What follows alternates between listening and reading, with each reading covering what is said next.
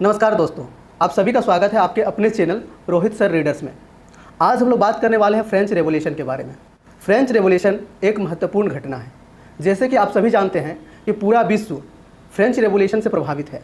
अगर उदाहरण के तौर पे देखें तो इंडिया का कॉन्स्टिट्यूशन फ्रेंच रेवोल्यूशन से प्रभावित है, उसी प्रकार अमेरिका का कॉन्स्टिट्यूशन फ्रेंच रेवोल्यूशन से प्रभावित है। तो चलिए हम लोग बिना देर करते हुए आज शुरू करते हैं फ्रेंच रेवोल्यूशन को। अगर यूं ही एक सिंगल लाइन में समझा जाए तो हम लोग कह सकते हैं कि एक था राजा एक थी रानी, दोनों मर गए, ख़त्म कहानी। लेकिन इतनी महत्वपूर्ण घटना को हम लोग एक लाइन से नहीं बतला सकते हैं, तो हम लोग आज इसको पूरे डिटेल्स में जानेंगे। दोस्तों, फ्रेंच रेवोल्यूशन 14 जुलाई 1789 को फ्रांस के शहर पेरिस से शुरू होती है और फ्रेंच रेवोल्यूशन का जो स्लोगन है वह है लिबर्टी, इक्वालिटी एंड फ्रेटर्निटी। अगर हिंदी में हम लोग बात करें तो स्वतंत्रता, समानता व बंधुत्व कह सकते हैं। फ्रेंच रेवोल्यूशन से पहले की फ्रेंच सोसाइटी को ओल्ड रिजिम कहा जाता है। तो हम लोग अब बात करेंगे कि ओल्ड रिजिम में ऐसी क्या हुई कि इतनी बड़ी घटना या कह सकते हैं फ्रेंच रेवोल्यूशन ने जन्म लिया। तो इसके बहुत सारे रीजन्स हैं।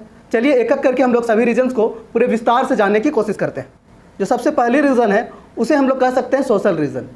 जैसे हमारा भारत में वर्ण के आधार पर जातियों को बांटा गया है, उसी प्रकार से फ्रांस में भी लोगों को बांटा गया था, जिसे हम लोग स्टेट के नाम से जानते हैं। फर्स्ट स्टेट, सेकेंड स्टेट और थर्ड स्टेट। फर्स्ट स्टेट में जिन लोगों को रखा गया वे लोग थे कलरजी, जिसे हम लोग हिंदी में पादरी वर्ग कहते हैं। सेकेंड स्टेट के लोगों को नोबेलिटी कहा जाता है, जिसे हिंदी में कुलीन वर्ग कहा जाता है। और बाकी बचे लोगों को थर्ड स्टेट में रखा गया था। यूँ कहो तो थर्ड स्टेट को भी 3 भागों में डिवाइड किया गया था। थर्ड स्टेट के फर्स्ट पार्ट में big businessman, merchant and lawyers को रखा गया था।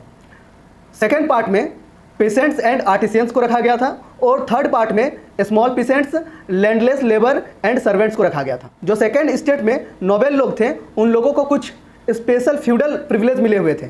जैसे हम लोग कह सकते हैं वो जब चाहे किसानों को अपने घर मुफ्त में काम करा सकते थे और वे लोग किसानों से फ्यूडल टैक्स ले सकते थे।